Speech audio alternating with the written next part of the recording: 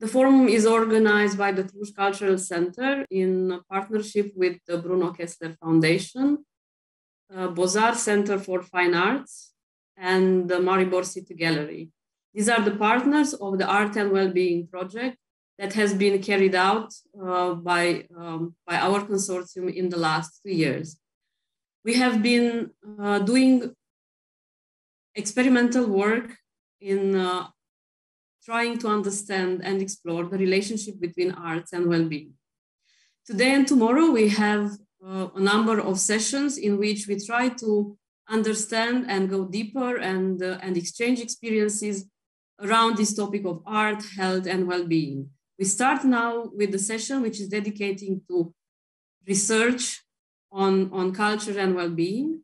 And I am directly giving the floor to Professor Pier Sacco, who is a senior researcher at the Bruno Kessler Foundation and also senior researcher for the OECD, who is going to host this session. And I'm also saying hello, thank you to all today's panelists and obviously to all of you being with us today. Good morning, Pierluigi. Good morning, Grazia, and it's a real pleasure to have the possibility to coordinate this panel. I think it's a much needed moment of reflection on the state of the art. I think we have a great array of distinguished speakers, and I'm happy to say for once that it's all women. So from the point of view of let's say, gender balance, we have, I think, made a step forward in terms of especially showing the way that, by the way, this is also a moment in which research is really finally becoming a totally inclusive game as far as gender is concerned, and I hope this is only getting better from now on. The experiences that we have today come from different parts of Europe and from different angles, from the disciplinary point of view. This is important because we are still in a moment in which the state of the art of research related to arts and well-being and arts and health more generally is still in what we could call the exploratory phase. There has been already an enormous amount of published research and also very important milestones like the scoping review published by the WHO, where the UCL group that Katey represents today has played a major role. And I think that this is clearly showing the way in terms of the future development, but much is still to be done. And especially we have to understand where we stand at the moment and what are the most important steps ahead that are needed in this direction. Do we have a sufficiently solid foundation to start planning interventions that are also becoming a reference for policymakers, or are we still in the exploratory phase? Do we gain some real understanding of the underlying mechanisms that actually cause this kind of effects, or we are just describing a reality that basically we don't understand? These are the kind of questions that we have to ask in the future years, and it's very, very important today to make a first moment of common reflection on these issues, and in particular on their implications for the next steps. With this spirit, I am very pleased to give the floor to Katey Warran for her starting intervention. Katey, where do you think we stand? UCL has really been one of the beacons of innovation and research in this particular field, so we are particularly eager to hear your viewpoint on this. Thank you very much, Pier. It's really exciting to be here. Oh, my lights have gone out. Sorry about that. I'm at university and it stops when I don't leave. Yes, it's wonderful to be here and very exciting to hear that we're having these conversations today and to be talking about research. So I'm just going to share my screen and give a brief presentation, talk a little bit about the WHO report, which you mentioned, but also some of the research that we're doing at UCL. And I'm looking forward to having some conversations with you as well. Yes, so as Pier mentioned, I am a research fellow at UCL. I work in the Department of Behavioural Science and Health, a department that we're delighted has recently been designated a WHO Collaborating Centre for Arts and Health, directed by Dr. Daisy Fancourt as well. So please visit our new website at artshealthcc.org to find out the latest updates about the Collaborating Centre. But my work in general focuses on researching arts and cultural interventions for health and well-being, which is what I'm going to be talking a little bit about today. So I'm going to start by saying a little bit about how we define the arts in the context of health. Now, obviously, this is broad and complex, and we may define it differently in different contexts, but I'll be talking about it in the context of the WHO Health Report. And I'm going to talk a little bit about the impacts of the arts on health based on some research that's been carried out, and use the example of singing interventions to illustrate this impact. I'm then going to reflect on the complexity of arts interventions before closing with a summary. So I'm going to start by defining the arts, as I mentioned. So what is art and what is not art is really difficult task that's subject to ongoing debates. However, in relation to health research engagement, the arts has been proposed as consisting of 5 broad categories. So performing arts, such as singing in a choir, digital arts activities, such as animation and filmmaking, visual arts participation, including crafts and design, cultural engagement, such as museums, galleries, and concerts, and literature engagement, such as reading and writing. And now within these categories, there's a diverse range of different types of arts engagement, covering both active and receptive engagement. So both participatory arts and being an audience member and everything in between, because it's obviously complex and dynamic. And there are also specific arts interventions that are tailored for specific health outcomes, as well as more broader cultural engagement, which we can view in the context of health outcomes. So a natural first question when talking about these different arts activities in the context of health research is, what is the impact that these arts activities can have on health outcomes? So this has been explored in the WHO report, which I'm sure many of you have read, but it was written by Dr. Daisy Fancourt in our department and Saoirse Finn. And I'm just going to briefly outline a little bit about that report. So we explored the evidence on the role of the arts in improving health and well-being. We reviewed literature in this area, bringing together over 3,000 studies, as shown on top of the line here. And it shows how the arts can support with the prevention, promotion, management, and treatment of a range of different health conditions. So for example, the arts can affect the social determinants of health. So this might include the role of the arts in enhancing social bonding and social cohesion. Thinking about management and treatment, the arts may support with mental illnesses, reducing distress, depression, and anxiety. Or the arts may play an important role in assisting in the treatment of non-communicable diseases. So for example, group singing interventions have supported psychological adaptation to cancer, as I'm going to be talking about in just a moment. So considering these different dimensions of arts and health, this logic model was proposed in the report, linking the arts with health. So briefly explaining this for today, arts and culture combine lots of different components that we know are beneficial from our health. So it could be involving the imagination, sensory activation, cognitive stimulation, and social interaction, as you can see on the left of the screen here. So these components can prompt psychological, physiological, social, and behavioral responses, also known as causal mechanisms. And these are linked in with particular health outcomes, such as the prevention, management, and treatment of a range of different health conditions. So whilst there are a large range of arts activities that have been explored in view of their health impact in research, certain arts programs have been shown to be particularly effective for certain populations. So these interventions tend to be those that have sought to match an arts intervention to a particular need. So examples include programs that you may have heard of, such as Dance for Parkinson's, recorded music in hospitals, museums for those affected by dementia, group singing for those affected by cancer, and group singing for maternal mental health. So these kinds of programs are often adapted and delivered in a wide range of settings rather than just being one-off programs. And there's increasing interest, especially in the UK, about how these interventions can be embedded in clinical pathways to improve clinical outcomes, such as social prescribing and arts on prescription programs. So to explore the kind of impact that an arts intervention may have, we're just going to take a quick look now at 2 particular populations. So singing for those affected by cancer and singing for new mothers experiencing postnatal depression. So this study that I'm going to talk about was a 2-year study led by the Centre for Performance Science, which I used to work at, and it's a research centre that sits between the Royal College of Music and Imperial College London. So building on a preliminary research that showed that singing was able to support quality of life, we carried out a 2-year study to examine the psychological and psychobiological impact of singing. We carried out a non-randomized controlled study, including patients, staff, carers, and those who've been bereaved. and participants enrolled in one of two choirs in two areas of London for a 3 to 6 month period, or took part in completing the research from home. So we collected saliva samples to examine biological stress, we collected psychological scales, as well as carried out qualitative focus groups and interviews. So there isn't time to explore all of these results today, but we're just going to have a very quick look at two studies. So the first example is our research on singing and cancer carers. So for this sub-study, we included 62 participants, 33 who were singing in the choir, 29 in the control group, and we compared changes in mental health and well-being from those who sang in the choir to those who didn't sing in the choir.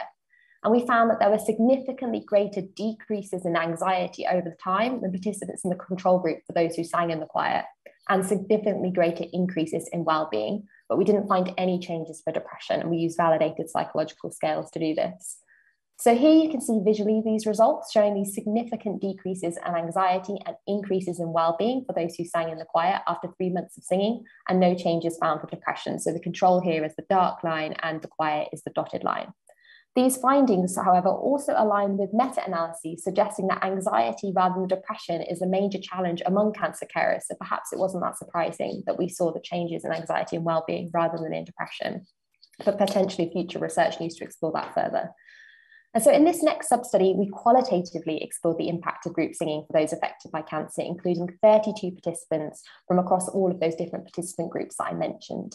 And the themes from the study were grouped into 4. So building resilience for those affected by cancer, dynamics of the group, such as the choir being a social and inclusive experience, psychological dimensions, such as it being emotional, holistic, and inclusive, and also features of learning. So this was primarily around musical skills and the importance of the choir leader.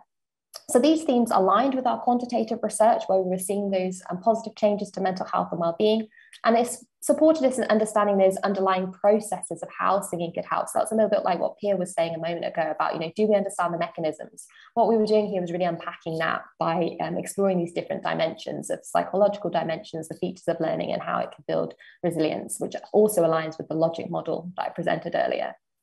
So building a theory for how singing could help, we found that it was specifically the way in which the choir supported this building resilience, and this was summed up in this quote by one of our participants. So they said, it helps with things like resilience, I feel much more open and uplifted, and it sort of helped to strengthen the mental well-being. So our qualitative research there was really able to add some nuance and richness to our quantitative findings. So moving on to our next example, the Music and Motherhood Research Project. So this project was also led by the Centre for Performance Science, but we've also scaled it up as part of our work at University College London, and explored how creative engagement can support the well-being of new mothers. Specifically, it focused on the health challenge of postnatal depression. So we're thinking again about that matching an arts intervention to a particular problem. So it was a randomized controlled trial, and we included 134 mothers with symptoms of postnatal depression, and we assessed this by the Edinburgh Postnatal Depression Scale. We randomized the participants into 10 weeks of group singing workshops or group play workshops or usual care, which was the control group. We had 60-minute workshops of groups to 8 to 12 participants. So the results showed that 10 weeks of singing programs for mums with PND reduced symptoms by 38% and led to faster recovery when compared to usual care, as shown on the graphs here. So singing being the darker blue line and then the dotted line being usual care. There were also no significant difference in speed of recovery between the play group, which was our active control group, and the control normal care group. So we're now actually working on this with the World Health Organization and with Cluj to scale up this intervention in Denmark and Romania, exploring how it needs to be adapted for these new contexts and local populations, which is really exciting. So just to briefly explain this, as I mentioned, we're working with Cluj, but we're also working with the Central Denmark region, and we're aiming to run 2 singing groups of 8 to 12 mothers in both countries, with these singing sessions aiming to start in 2022.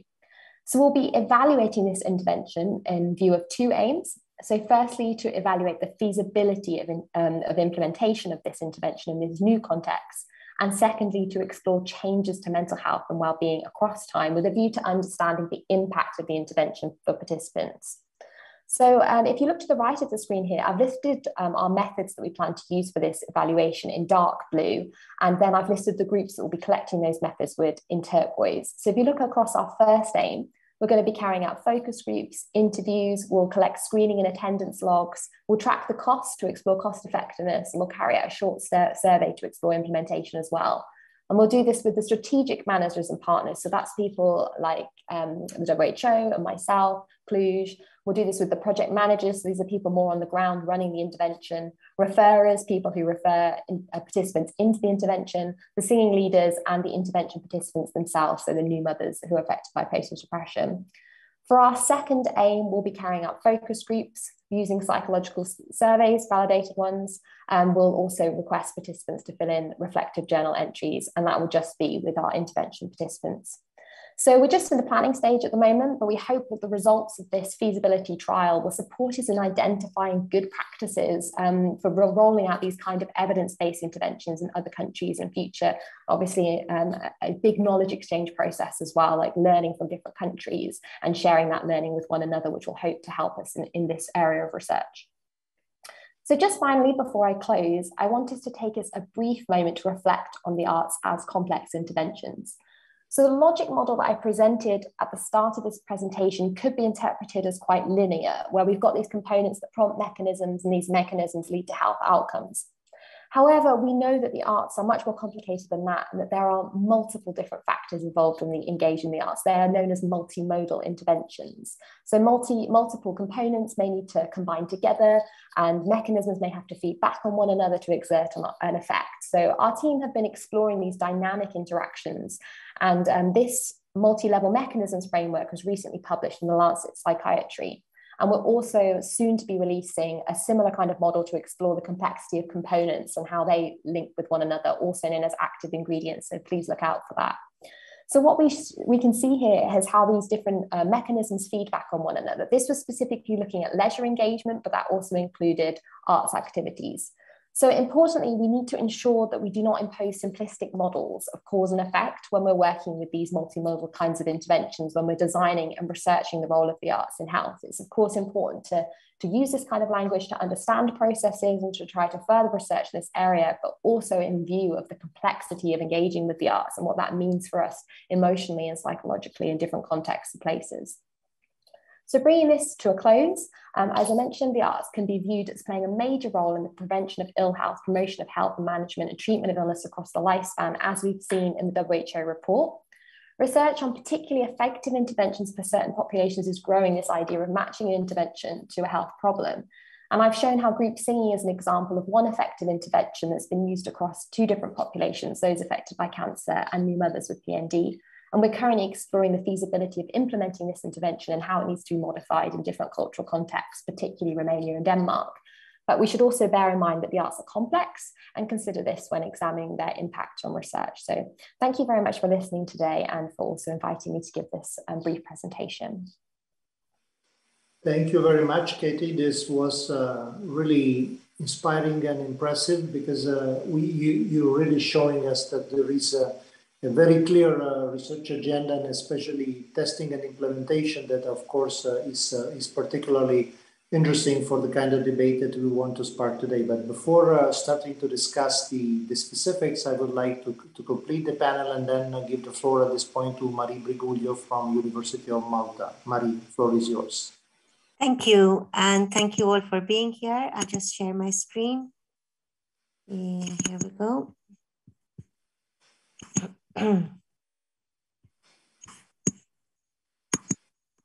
Supposing you can all see.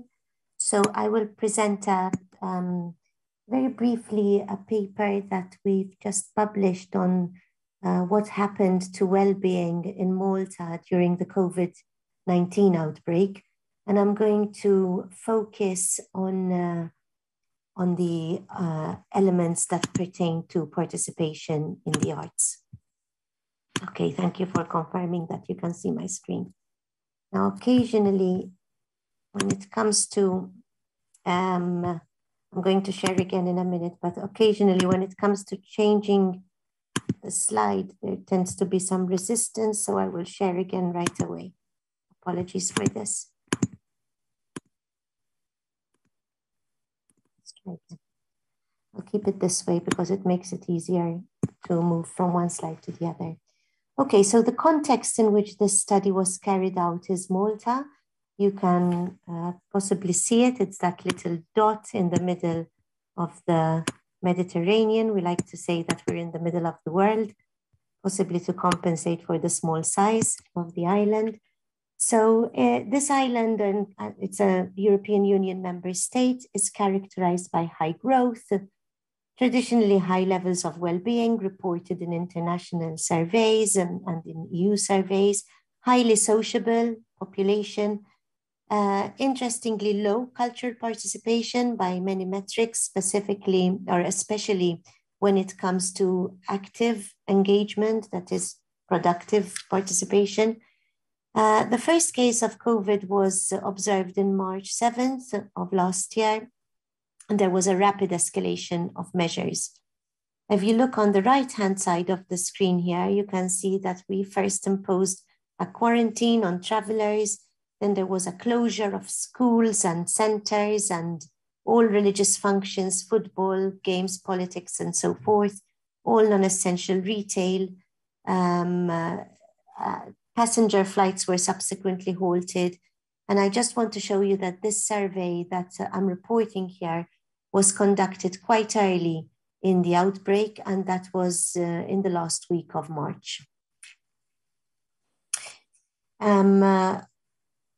Just a cursory look at the literature on well-being, just to put us in the context of where this study is positioned. We know that we tend to measure subjective well-being in this type of paper in terms of happiness or self-assessed happiness and self-assessed life satisfaction. We know that the key determinants tend to be personality, often not measured, but quite explanatory in terms of the outcomes observed. Income, employment tends to be more important than income, actually, including engagement and voluntary work. Strong relationship, of course, with health. And we also catered for sport and sleep, so we report these in the literature too. Good relationship between well-being and engagement in religion and being in nature.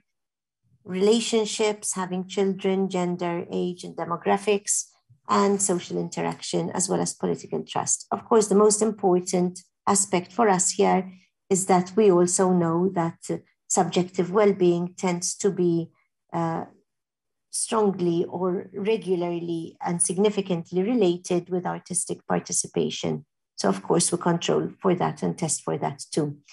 We also review the literature on well-being in extraordinary times. We tend to find negative impacts on well-being in times of hurricanes and earthquakes, and particularly we tend to observe that during quarantine there tends to be a negative impact on well-being too.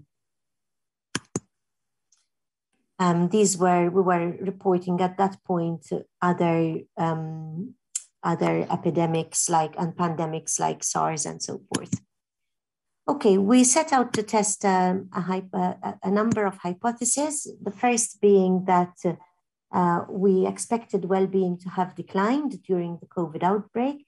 The second is that we expected that well-being declined more among those who were already exposed to the effects of COVID.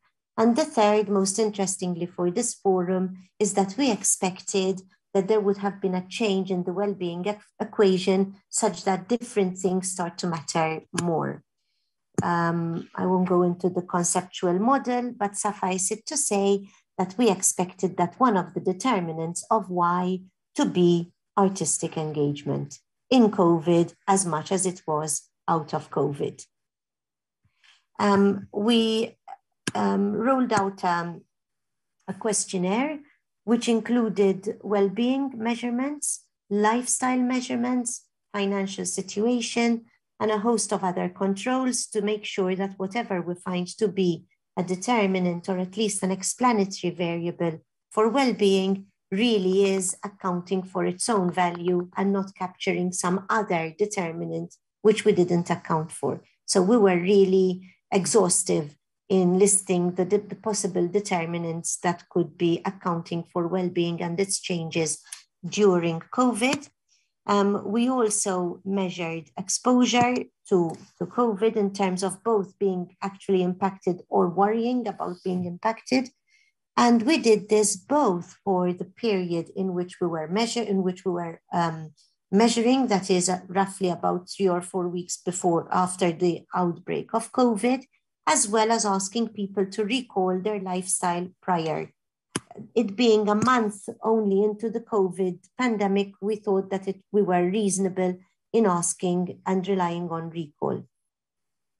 So this is the first interesting result that we obtained here, a comparison of what people's lifestyle was like before and during the first month of COVID when restrictions hit the Maltese Islands.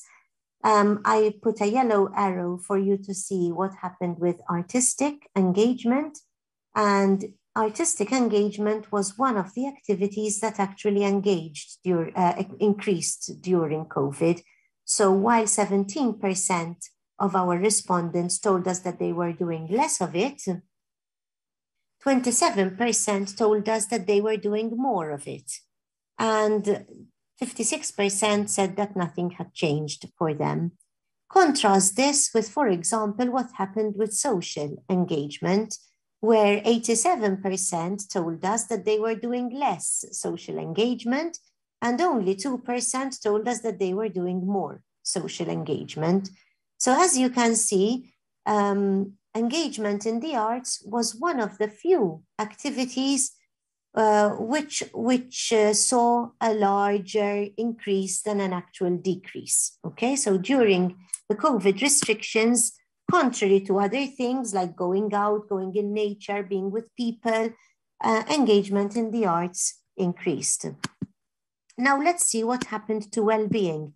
So this is what well-being looked like prior. This is a typical histogram of self-assessed happiness and self-assessed life satisfaction. You can see that the mean there is around 7.5 out of 10, okay, measured on the life satisfaction and happiness ladder.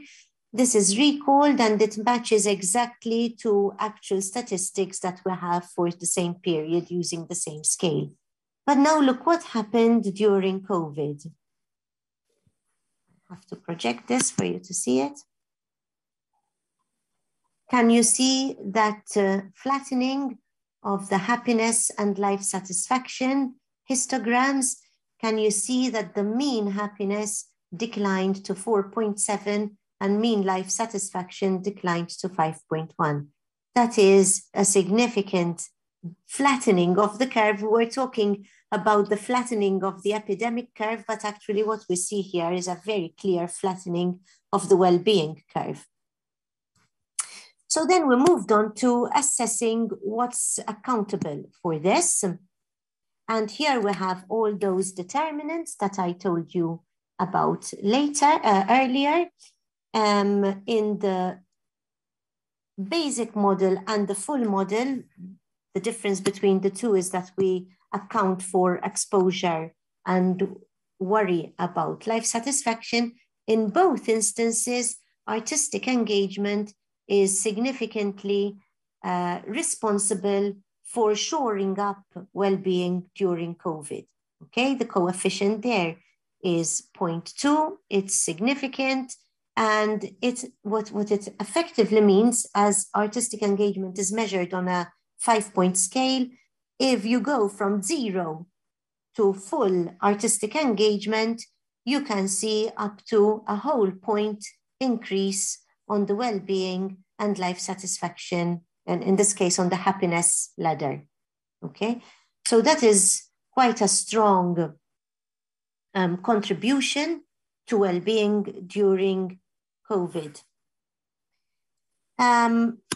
We also wanted to test what changed before COVID and after and during COVID. And to do that, we estimated both equations for before and after and explored the coefficients and compared them in terms of their actual effect size.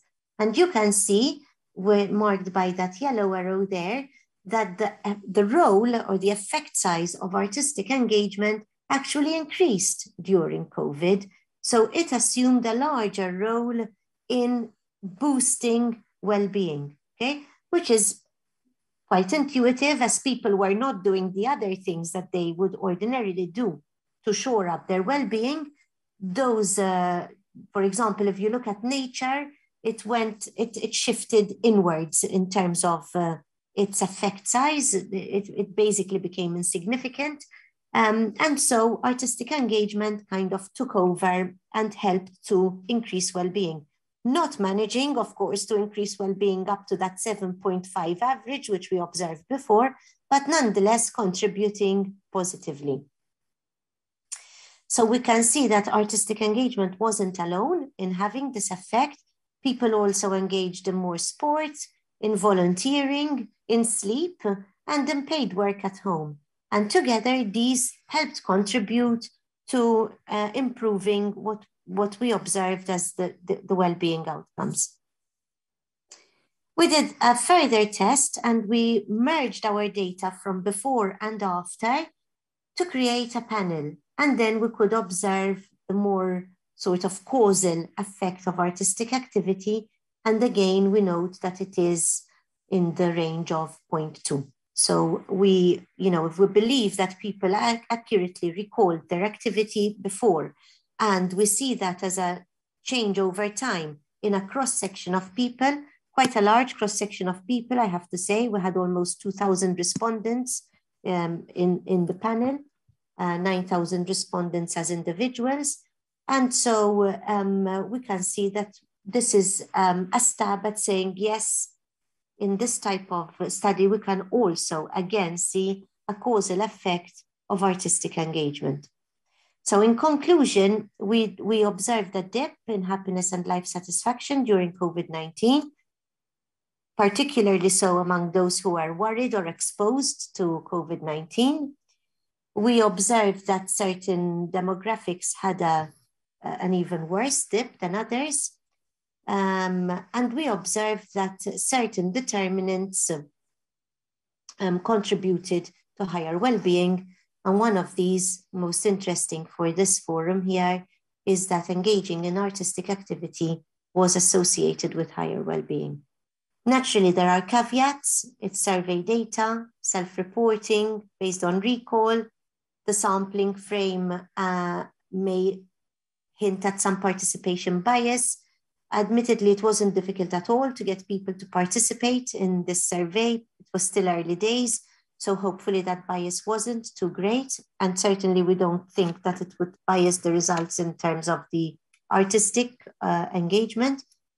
But we do have a serious caveat, and that is that the hardest hit individuals were not surveyed. Okay, so we're talking about people who are not literate, no access to the internet, no time to get onto these, possibly too sick to do it, and so forth. We made some recommendations, including to the government of Malta. This was very early on, and we were in time to get to the policymakers. And we said, we really need to, if we're going to be having these lockdowns, we need to encourage citizens to exercise at home and to engage in artistic activity. It doesn't matter what kind of artistic activity, what you produce, what seems to matter is that you engage. We also recommended that government assist in people getting into voluntary work, even online, and doing paid work at home, and pays particular attention to people aged over 60 and who are struggling financially. So I hope I've stuck to my time and not gone too fast, and I'll stop the sharing here. Thank you. Thank you very much, Marie. Another very, very interesting presentation that, of course, raises lots of interesting considerations and questions. But before just passing to this, I would like to complete the panel with Ilaria Tosoni from Milan Politecnico. So, Ilaria, the floor is yours. Thanks a lot. And thank you very much to the Cluj Cultural Centre who invited us to participate today. I am a member of a research group from the Politecnico of Milano, Department of Architecture and Urban Studies. And from this, you can understand that we are not exactly the expert in the field. We don't usually research on health and well-being, not even culture is our focus of research, but we are experts of cities and cities regeneration process and dynamics. But since 2020, we are a partner of a European Horizon 2020 project, MESOC, which is measuring the social impact of culture. And Cluj Cultural Centre is a partner of this project with us, together with other researchers, academic researchers in other cities. The aim of this project is to develop instruments to measure the societal value and impacts of cultural policies and practices. We are doing this focusing especially on three domains, which are the ones that have been highlighted by the new European Agenda for Culture as those in which there is already great evidence of the benefits and the importance of culture in the kind of impacts it can produce. So namely health and well-being, urban and territorial regeneration, and people's engagement and participation. So this is the focus of the MESOC project when we consider social value, the production of social value and social impacts. MESOC is working in parallel on different lines of work. We are trying to develop tools using artificial intelligence to derive from the literature hints and information about what kind of impacts are produced by cultural activities in these three impact domains, and on the other hand, what are the key elements affecting the production of these impacts. So on one hand, we were working on the development on tools. We are testing these tools and we are testing the results of the outputs of these tools through Delphine consultation, including experts in the field. And on the other hand, we are working also with the cities, with 10 European cities to test the results of this research. So the boundaries of our research are on one end, as I said before, these three social impact domains and the 10 cultural sectors which have been highlighted by the ESNet Culture report. So we have this kind of matrix where we are trying to fill in this matrix with the different impacts and the different factors affecting the production of these impacts in these 10 per 3 areas of research. On the other hand, we have 10 pilot cities. To each cities assigned a specific topic, and the cities are helping us in researching this, the relations between policies, impacts, and well-being and regeneration and participation, looking at specific case studies in their different contexts.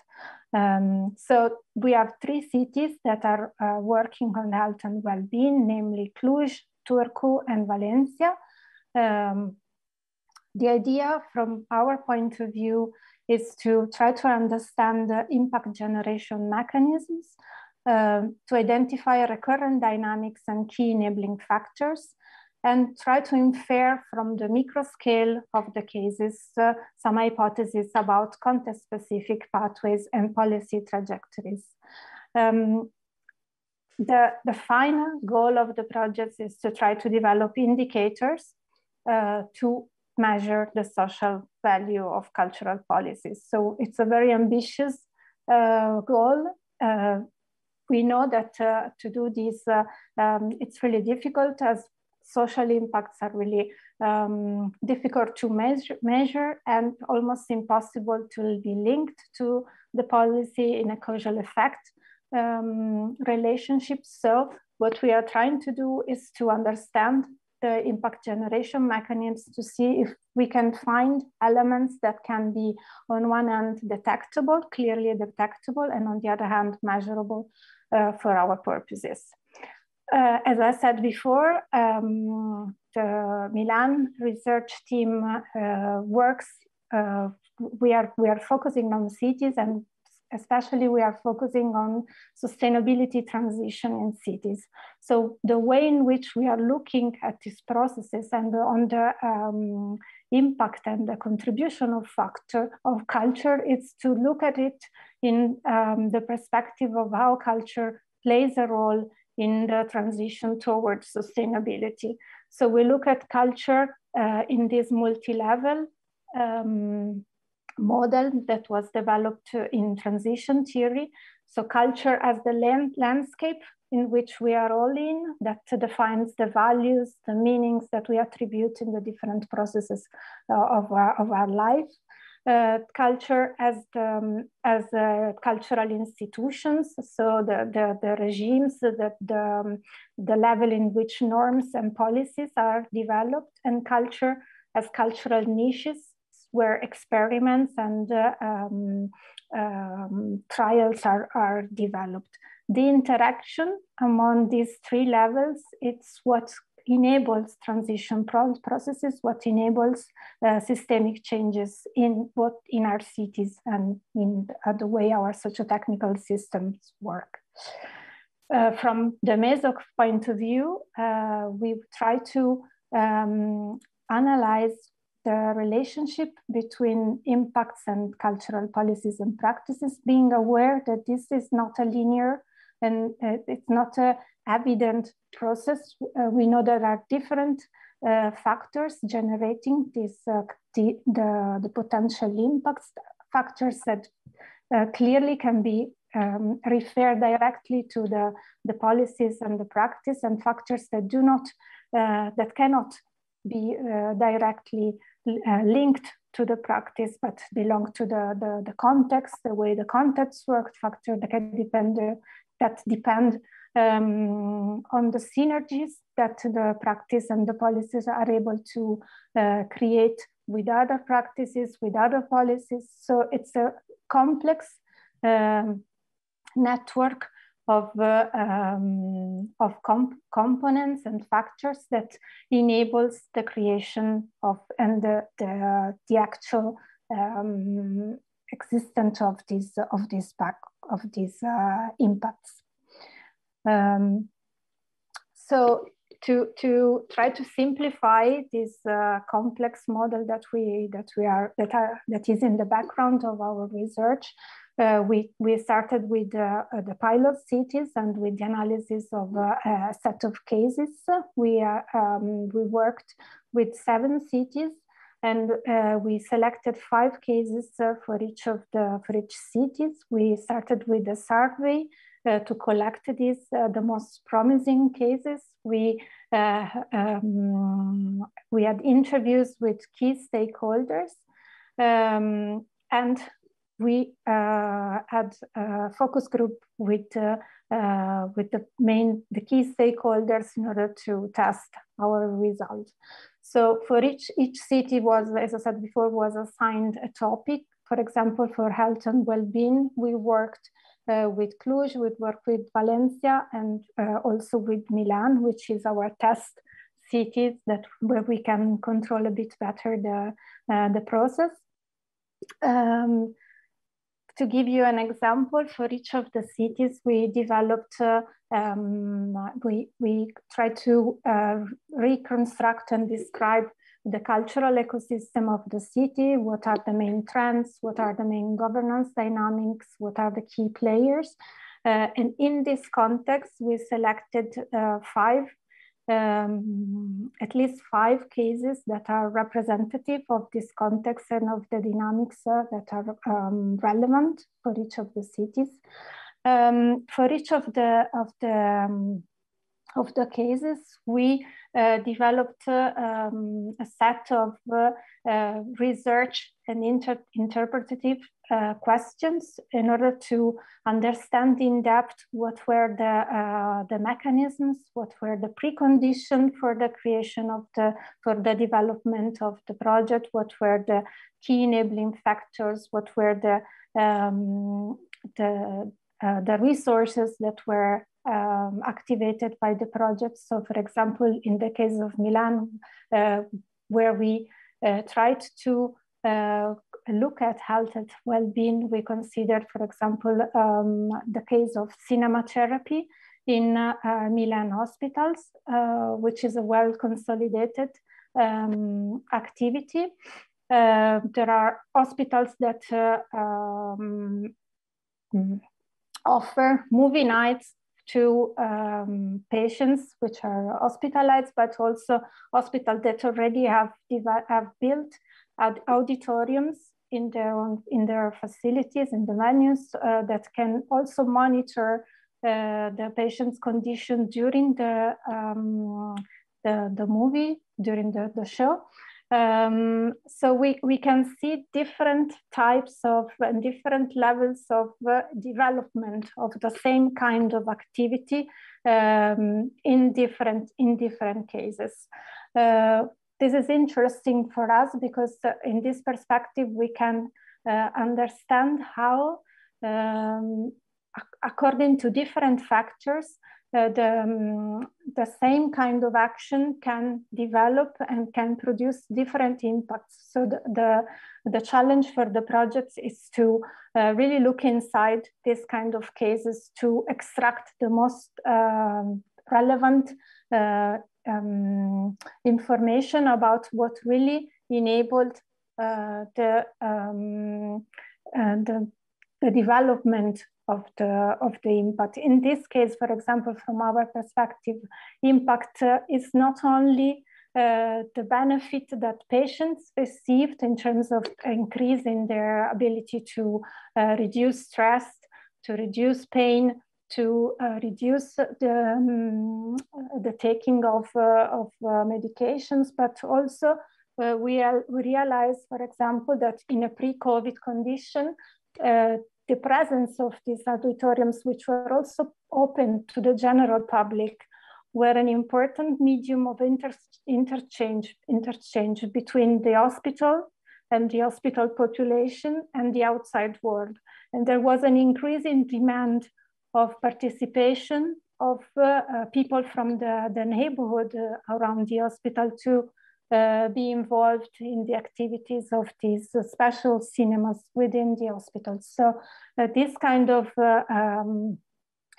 interactions not only affect health and well-being of the patient of this activity, but have a positive effect and acknowledged to have a positive effect also on the neighborhoods in terms of the capacity of this kind of intervention also to be generative of a process of regeneration in the neighborhoods where they are located.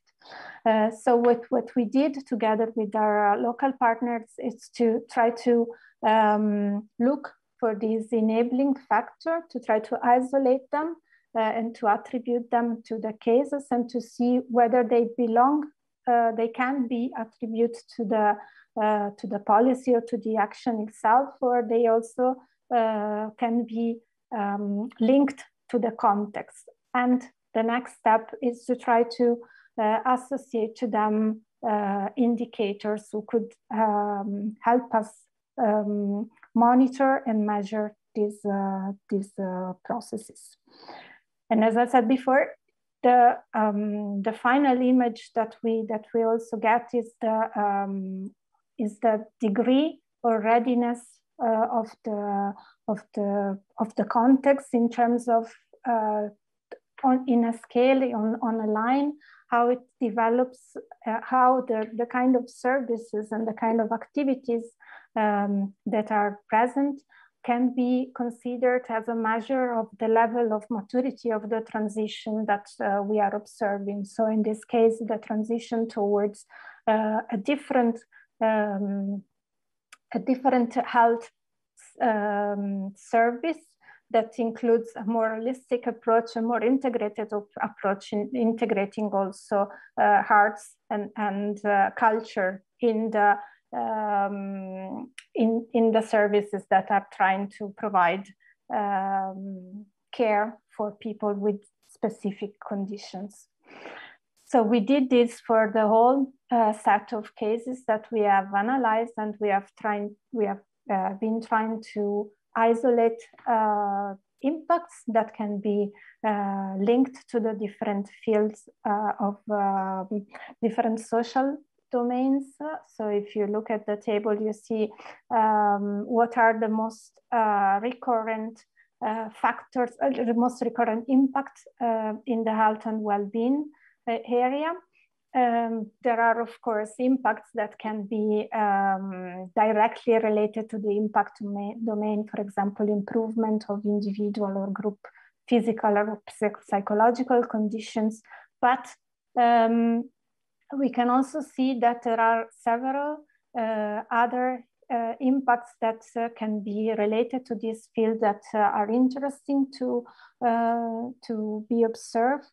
So it seems that, for example, the production of knowledge and awareness rising it's a correlated impact to the implementation of health and well-being actions targeting this working in this field. So from this combination, we see how action in the health and well-being area can produce positive effect also on the other components of the social domain that we are observing. This also it's interesting in terms of trying to understand how these social domains are correlated, are interrelated. So we are working on health and well-being, but at the same time, we can observe effects on urban regeneration.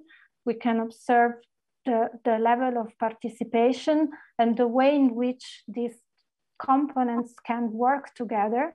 It's one of the results of this observation, which makes it interesting in the minds, for example, of the policy making that we are usually working with, to consider in terms of interesting elements when developing policies, because we cannot think of these components in separate terms, but they are interrelated, they can work together. So the synergies among these fields are, from our perspective, the most important outcome of this observation.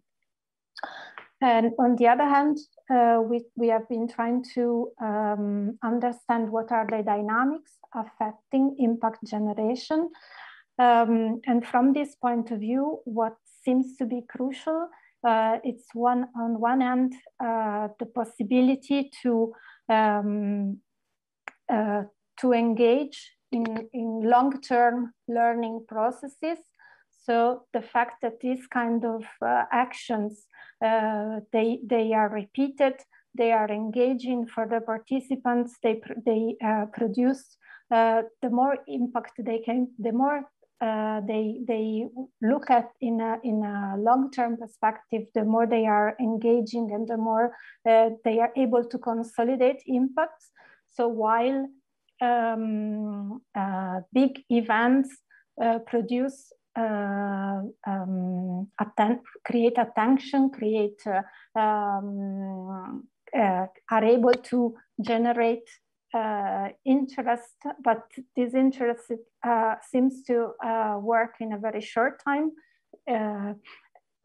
The more these actions are able to be engaging in the long term for the participant, the more they seem to produce relevant impacts. This is also true when we look at the way these activities are designed and implemented, and again, the capability of these actions to really engage the participants, the co-beneficiary, it's a key element of the in terms of effectiveness of these activities. So from the MESOC point of view, we need to simplify these outcomes in order to be able to come to indicators.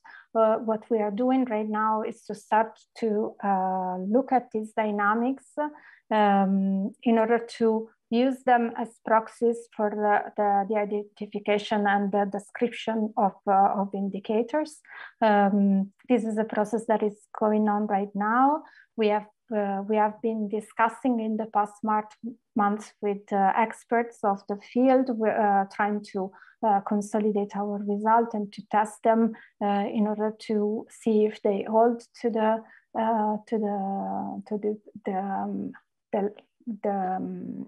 input of experts of the field. And in the next months, we are going to go back to the 10 cities we are discussing with the key stakeholders in order to promote a reflection that really looks also at not only at enabling factors, but also at on barriers, and on how in the different contexts we can also try to understand what are the factors that are specific of those contexts, and what are on the other hand the recurring factors that can be generalized for the whole for the 3 impact domains. On the same time, we are still developing the MESOC tools, which we hope will be ready by mid of 2022. With these tools, we would also test and improve the development of the indicators. Thank you very much, Ilaria. It was an extremely interesting presentation that also shows how the current Horizon programming is also increasingly focusing on these topics, which is, of course, of particular interest. So we have more or less half an hour for our discussion part, but I would like to start with a few targeted questions to all the 3 panelists, because of course there are so many different things to discuss, but at least a few of them I think are particularly relevant to the specific topic of our panel. Okay, yes, 30 minutes, I have the confirmation. So Katey, first of all, I think that of course we saw some impressive and clear evidence of the effects of cultural participation, for example, in the case of singing. But a natural question that arises is, but is there that, basically, is anything going, which means whatever form of cultural experience plays the same role, the very fact of just gathering people to sing together is all it takes, or should we be, let's say, more fine-tuning this, more nuanced? And particular, what could be the role of artists, for example, as creative specialists in, for example, providing a richer or more structured form of engagement? Is this useful, or basically we already have all we need? And second point, what can we learn from the emerging research from cognitive and social neuroscience of culture experience?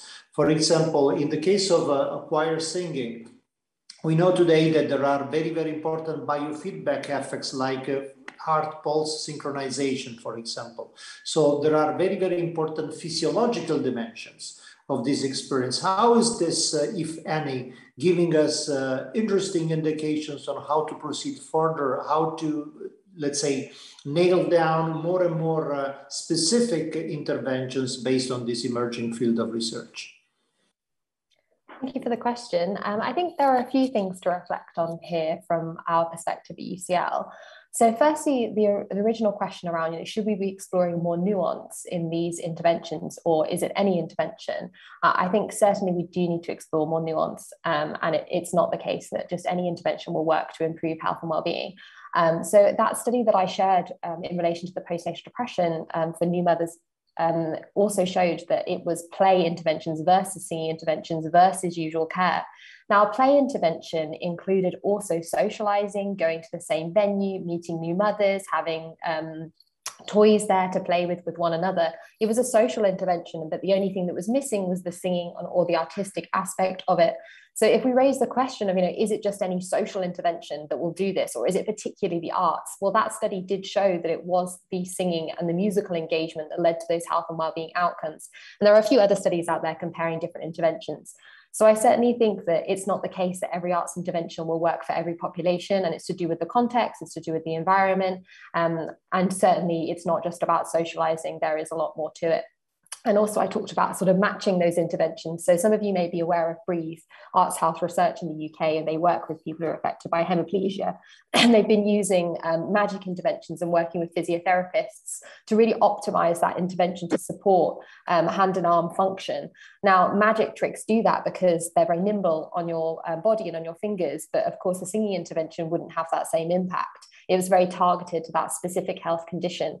So I think that's really the way that we need to think with regards to thinking about tailoring and optimizing interventions. What are the things that the health need requires from the arts, and then think about how to optimize the arts in relation to that. So in the context of the singing for those affected by cancer, one of the biggest problems for those affected by cancer is not only the physical conditions, but also quality of life.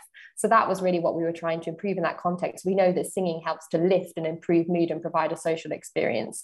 So I think it's about that, providing that matching. Also, I think with regards to the nuance of arts and culture, and you asked about the role of the artists, we've been carrying out this large-scale mapping of active ingredients. So active ingredients is just another term for components of an arts or cultural intervention. What is actually in an arts intervention? It's a term that's taken from implementation science and models of behavioral science. And we've been working with artists and with arts organizations to explore what is in arts and what about those things that you described, like rituals, and what is it that artists do, soft skills that artists bring, their personality, the way they engage with people, the way that artists are able to improvise and respond to situations in the moment. So we've mapped out 139 different active ingredients that could be in an arts and cultural intervention. And this, as I mentioned, is going to be coming out as a preprint, hopefully this week, could be next week, and it's under review as well. And that's a framework. It's called the Innate Framework, which will be available for people to use. And it also comes with a worksheet so that people can use this to sort of explore and reflect on the active ingredients that may be in their arts and cultural interventions. So the idea is that you will work through the worksheet and say, what is it that my artist is doing, who's in the room, and what are the demographics of the people there, and what kind of intervention are we using and why? And it's a reflexive process to use this tool. So I think that will help to, again, explore and add nuance. And we'll be able to compare different interventions by using this tool as well, because you could use the worksheet for one intervention and another intervention and sit down and ask yourself, what are the different active ingredients that may lead to health and well-being outcomes? And your question around sort of cognitive neuroscience is not something that I've particularly looked at in my own research. And it's not something that we do in our department, because we look at behavioral science, implementation science, and clinical trials and population level research primarily. But I do have a reflection a little bit on, you were mentioning physiology. So that study that I talked about for those affected by cancer, we collected saliva samples and we explored changes to cytokine activity and cortisol. Now, what we found was from a single choir session that there was a significant reduction in cortisol. And we also found that the pro-inflammatory cytokines which promote inflammation didn't change significantly, and the anti-inflammatory cytokines which promote healing did change. So there's a suggestion there. Now we have to be cautious because there wasn't a control group, it was only 1 hour, but there was a suggestion there that potentially 1 hour of group singing encourages us to become physiologically more relaxed through singing, and cortisol is reduced, and potentially that's helping to optimize immune function, which might put people in a better position to receive treatment or feel more relaxed. And that potentially that could build up over time. So that paper is available for people to read in eCancer. So I think there are definitely some physiological factors there which can help us to explore and optimize and explain some of the effects that we see. Thank you very much, Katey, and I very much look forward to reading this preprint, because this idea of the active ingredients seems to be a really, really interesting step forward in terms of understanding the specific role of the nuances. So very well done, and really looking forward. And oh, Marie, so I think that it's very interesting to see this kind of study in the specific natural experiment that is unfortunately this pandemic lockdown. But my questions are, first of all, do you think that these results can translate into a sort of cultural prevention policy? For example, in a place like Malta, which is a small society from this point of view, there could be a very compact, let's say, way to approach this particular issue. Do you think that the public health approach of the country will be, in some sense, sensitive towards the results of this particular study? And do you think, since this is very critically related to the level of cultural participation, of course, at local population, do you think that, for example, the legacy of the European Capital of Culture year, from this point of view, can help, in some sense, foster the cultural participation of the Maltese population, or is there anything more that is needed to arrive at this result? Well, as you rightly say, you know, the fact that we are a small country it's to our advantage when it comes to having impact with studies. So as I mentioned, immediately when we had the results and they seemed robust to the tests that we were doing and so forth, we communicated these to public health officials. We had webinars where you know, we had the participation of policymakers, and you know, I don't have a study to assess the impact, but I am fairly sure that this was listened to, and that you know, in some shape or form there was a willingness to listen to these results.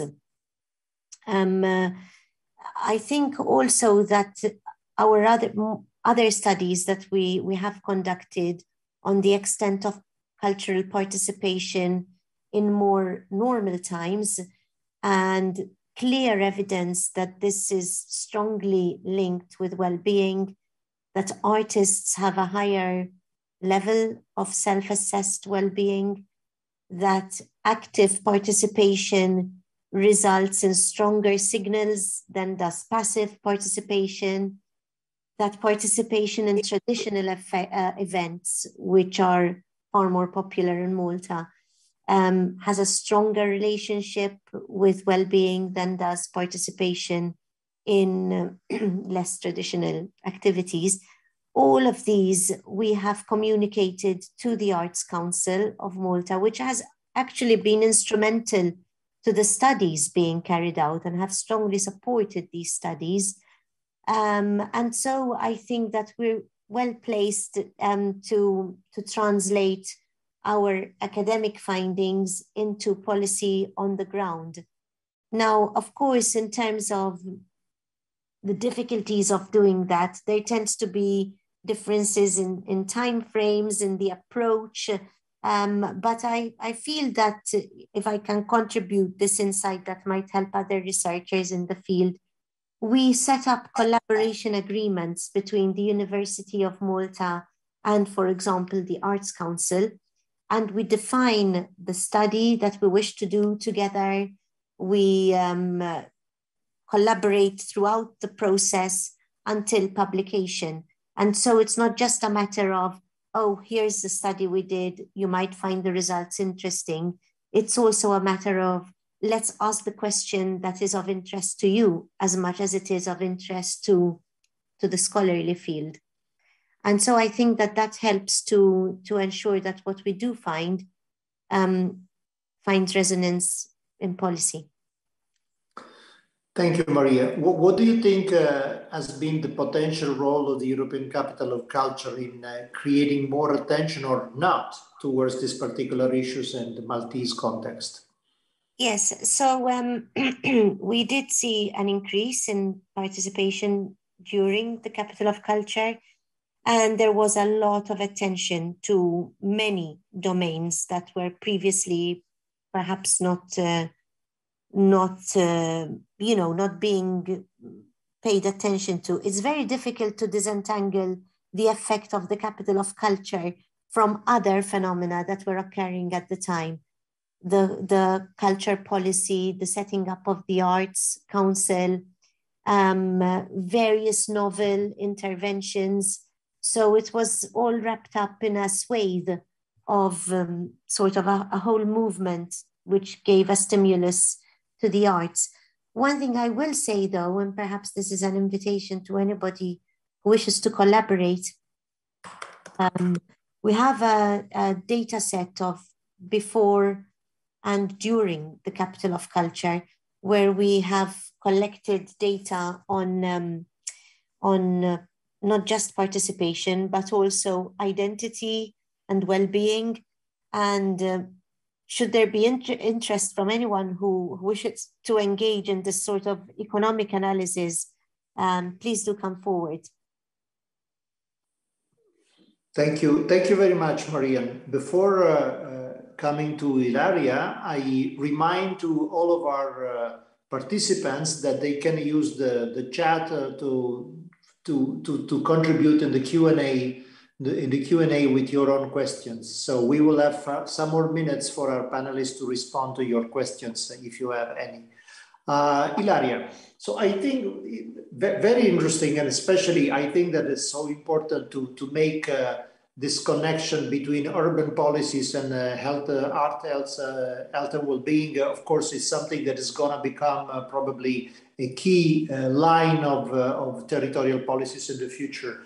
Do you think that there is, I mean, at the state of the art, given also the experience with all the participating cities, do you think that the times are ripe already for a sort of urban well-being policy approach where culture can play a major role, or it is too early? What do you think is the city planners' attitude towards this? And second, do you think that cultural players themselves are ready to take part in this, to not only to play as, let's say, soloists with their own programming, but are they willing to be involved, you think, in a more overarching approaches to urban well-being? What's your impression?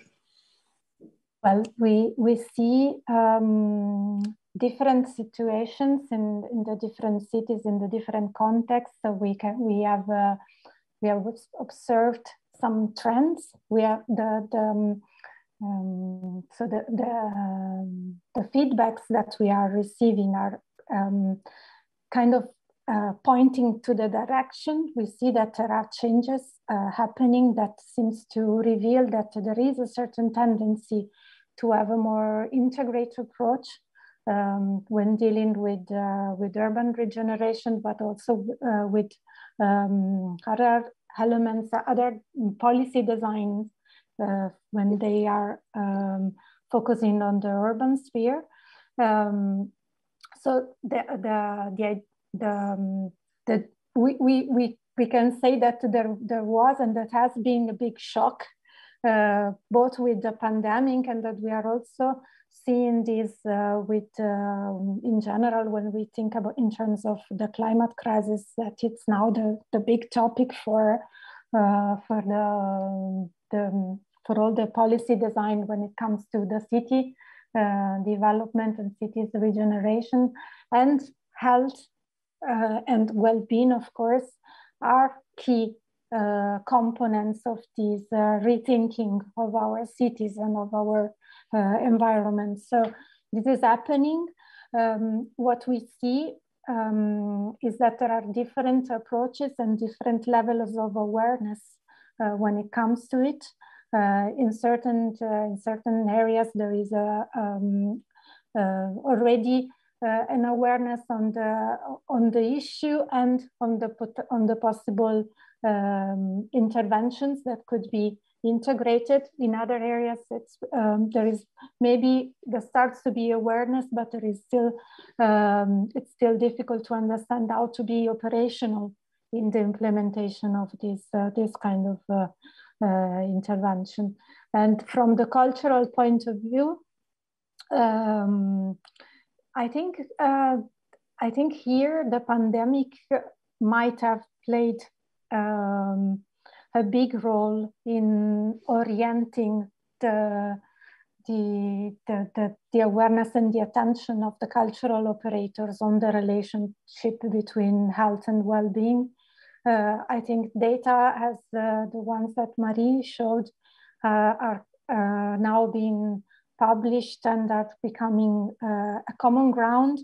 I think we have been all socially and culturally deprived, and we see the outcomes on as individuals, how we can socially share this data. It's really important. And I think also from the point of view of cultural operators, there we feel that there is an acquisition of responsibility in these terms, which is it's now becoming a general topic also in the production of cultural activities.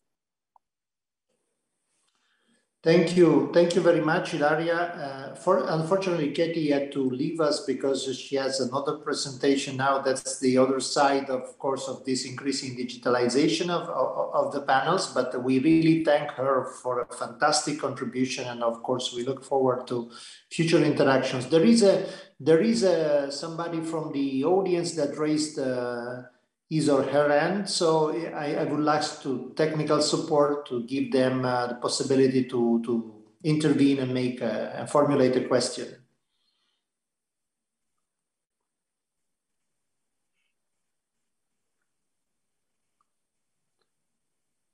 So I think it's Boris. Boris, are you?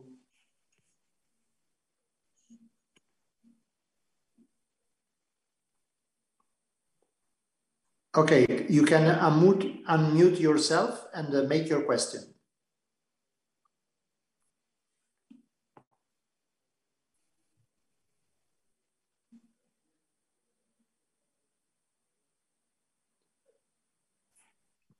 Okay, so there seems to be some technical difficulty. So if there are no further questions from the public, I assume we can move on towards the conclusion. Well, I think that's been a really interesting panel, and probably that was just the beginning of a much richer and more articulate conversation. At the same time, I think that something is emerging, and from these presentations, I think it's particularly clear that probably we need to rethink the role of culture in our planning and policy approaches, because the problem has been for a very long time, as far as decision makers were concerned, that culture has been considered as a relatively minor area of intervention for a simple reason, because culture was considered to be, let's say, a relatively, marginal activity as far as the fulfillment of basic human needs and goals was concerned. Of course, culture was important. Everybody recognizes that. But at the same time, culture was so strongly associated with forms of leisure and free time that was basically considered, in some sense, at the top of the ideal Maslow pyramid. So something you can really care about when you have solved all the basic problems. What this pandemic has been teaching us is that clearly in moments of need and crisis, people resort to culture in ways that are not simply entertainment and not simply distraction. Well, of course, we need to dig deeper into that.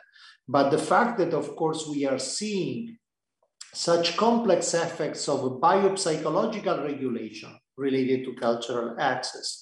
Think, for example, as Katey told us, but there are, of course, many studies that are confirming this, including from our own research group, that, for example, the effects, the hormonal effects in terms of cortisol release are so deeply influenced.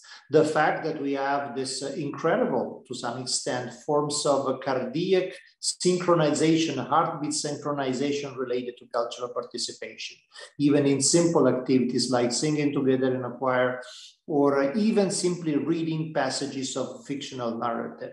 The fact that we have such an important role, for example, in mood and emotional regulation, really means that if this cultural experience is so deeply rooted into our biological constitution, it really means that the evolutionary role of cultural experience is much more profound and fundamental than we tended to think so far.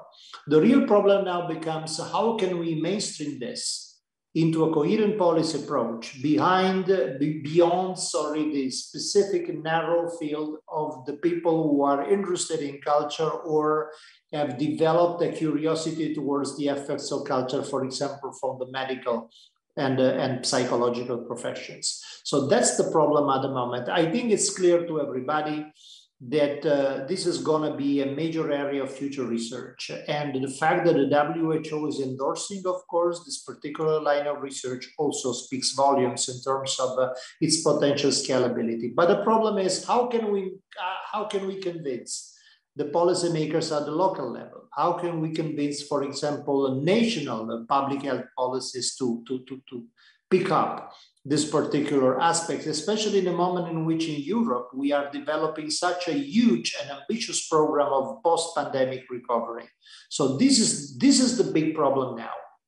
It's not, well, what we have learned, I think, from this panel is that in terms of the scientific evidence-based, we have gone a long way. I mean, of course, that's not perfect. Of course, there is still lots to be debated and explored. But at the same time, this basis is solid enough to start thinking of a really coherent and consistent approach to intervention, design, and implementation. But the problem is how to mainstream this to the policymakers, how to make this change the role, the hierarchy, for example, of relevance in which cultural interventions are inserted. And from this point of view, I think that much is still to be done. Because if I have to consider, for example, my own personal perspective, speaking to local administrations all across Europe, in many cases, there is still a vast unawareness of the importance and the potential of this kind of interventions and more generally of policies. And this is, of course, one of the most important priorities in the new European agenda for culture. So what we can expect, of course, is that this particular programming cycle that is starting now, the 2021-27, will be crucial in this regard. The more we will be able to translate this kind of experimentation into specific programs, and I'm thinking, for example, again, of Horizon, but not only Horizon, but all programs in which we can involve at the same time public administrations, scientists, and cultural professionals together in experimenting with this, not to mention, of course, health professionals.